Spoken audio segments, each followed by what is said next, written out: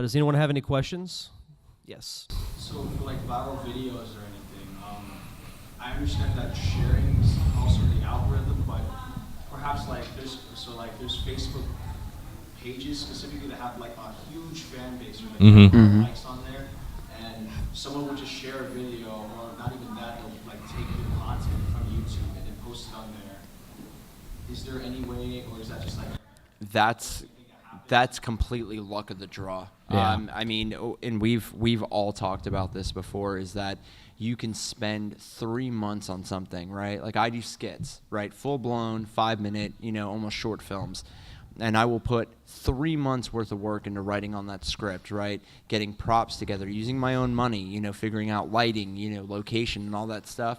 Maybe 20 people. I sit down in my chair, right, to talk about how Luke Cage is not a racist video, and 7,600 views. It's, it honestly is luck of the draw. I mean, if you look at viral videos right now, it's usually just something very short, sweet, and kind of dumb. No. Are you talking about like when people take like a Markiplier video and then upload it up on YouTube, share it on Facebook? Yeah. Are those views that people are watching on Facebook also being translated? Oh no. No. No. Facebook and YouTube are two different companies because Facebook and Google don't talk to each other. If they're clicking the link to YouTube and then going to YouTube to watch it, then yes, that counts as a view. But if you're doing and that was something we were going to get into, if you're uploading like straight to YouTube and saying the video, or Facebook and then the videos on YouTube or whatever, then no, it's two separate entities.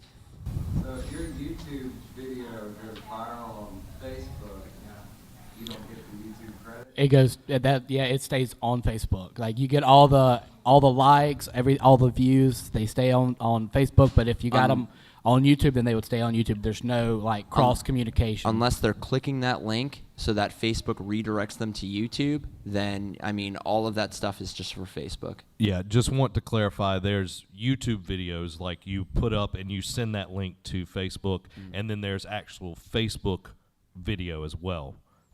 Both have their place and everything. I know recently we have found extreme success in the Facebook video market. Just yesterday we had a video cross 11,000 views. So Facebook is a really good thing, and then I can go over to YouTube and I have 50 on that same video. So you can also use Facebook to work for you as well to get people to your YouTube.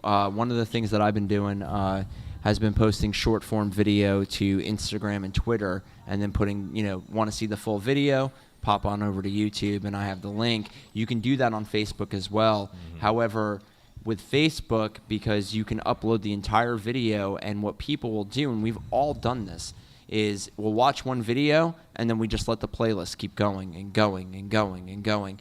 And in that way, like Zach said, I have videos on YouTube that have like 11 views but have like almost 1,500 on Facebook, because people are like, oh, I don't have to go 2 different places and then hit play. I can just hit play and let it go. Cool, I'm going to do that instead.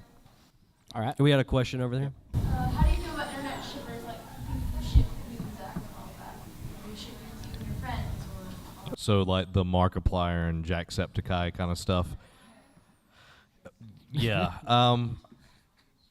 It's interesting. I thankfully haven't had that problem. So yeah, I did have a lady hit on me for a very long time. Oh, Nancy. I remember that. Good old Nancy. It was very interesting. It's part of it. You look at any kind of fandom. You look at the Avatar cartoon. They were like shipping Korra and Zuko for the longest time, and you're just like, no, that's not going to work. So it's just part of it. If it happens to you, you just kind of have to laugh it off and just kind of make fun of it and just roll with the punch. Yeah. Anybody else? Any good YouTube questions? Tech side. Technical question. What is short form and what is long form duration? Short form, there's real no like guidebook you can go by, right? But short form, I think the max that I would consider would be 10 minutes. Yeah. And even that's like really pushing it. Long form would be anything after that. If you think of like film festivals like we have here at Pensacon, They call it the short film festival. The movies are between 5 to 8 minutes long. Anything after that is considered, longer or full feature. That's why audio podcasts are usually a lot longer, because you don't have to maintain that focus on a screen. And if you yourself are like somebody who's like, I can't listen to something for longer than 10 minutes because of I have to watch it and listen at the same time, then that's when you want to kind of stop. Yeah, I would say that. What did you have more? No, you're welcome. Question there towards the back. What do you think about for a beginner using a YouTube editor without having to go learn something else? Is YouTube editor good enough for the beginner to make and edit videos? Because I know they're trying. Yeah. Is it good enough for a beginner to learn? The little bit that I've spent on there, it's not super user friendly, but it is free. What I'll do is I have a list of like free video editing software that I can tweet out tonight. I would go that route instead of using it, because it's not very intuitive. You can't even get down to like frames to fix things. So I would kind of avoid using that if you can, but if that's the only way you can, then do it. Do it full force. But I'll tweet out that link tonight that has all of that, and you can go to @NerdCaveVids on Twitter. I mean, you can also plug. subscribe to Adobe Audition. You can do that. I actually use a really cheap one that I just paid one time, and that way I can just drop it in, edit real fast. Editing is probably the most time-consuming thing out of anything that we do. Are you talking about just audio? Well, audio or video. No, I'm saying you said you'd subscribe to Audition. So. Well, not Audition. What is the Premiere? Premiere. Thank you. Okay. Just wanted to make everybody yeah, clear. yeah, They'd be like, Audition. This is. I mean, you can pay like $30 a month and get Audition and Premiere, and use it. And then when if you decide you don't want to do it anymore or switch to something more permanent, you can cancel it. But editing is legitimately the hardest and the most time-consuming thing you will do to cut a video. You will see, if you watch them, they have really clear-cut video all the time, and that is not something that they just sat down and turned on the camera and said, cool. That's figuring out lighting of your green screen if you decide to use that, exactly how far away from the camera you need to be to maximize the lighting in the front. There is just so much that goes into a video that even with editing, like, you want to make your life easier, buy as many lights as you possibly can and figure out how much you need to adequately light yourself. Because if you're adequately lit and your microphones are good, the editing process after that is the simplest thing ever. But if you don't, then good luck. You'll be sitting with me going, God damn it, I wish I would have taken more video. Also, be careful with lighting, because too much lighting, and if you have not a lot of hair, you can shine bright. Or if you don't have a tan, you will look like Casper the Friendly Ghost. Quick aside about lighting, soft boxes. I know a lot of people, especially photographers, use the umbrella lighting. For video, having a softer hue that kind of diffuses with the soft boxes, those are really good. And we've used the same 2 soft boxes for every video we've shot for the last 3-4 years, and it cost me under $80. And if you're on a really strict budget and you have to use things like I actually use for a subject light, just like a little desk lamp that clips onto my tripod, and you can throw a white shirt over it if you don't want to go out and buy an actual screen.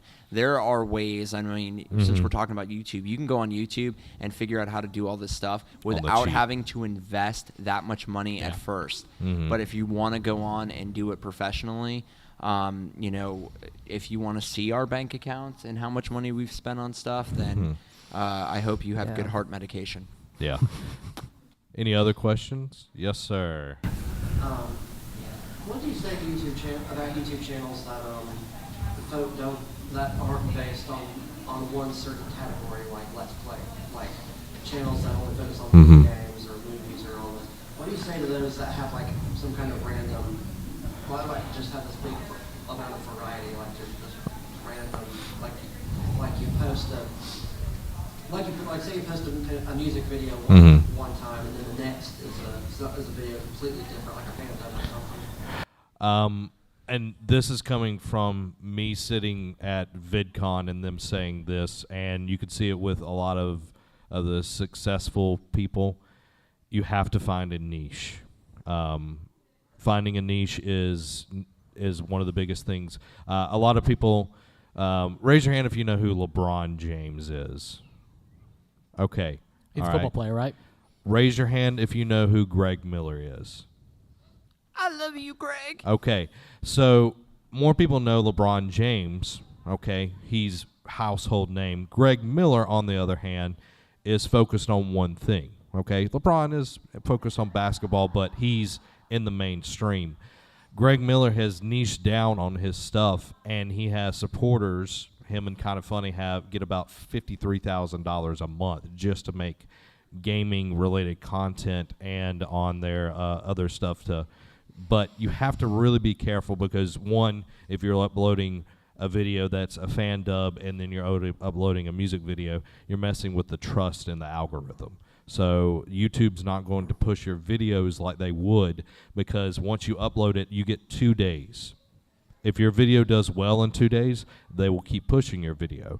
If it does not get enough views in the first 2 days, the first 48 hours, they will not push your videos. And the next time you upload, they'll push your video less. The next time you upload, they'll push it less and less and less. So you have to be very careful on what you do.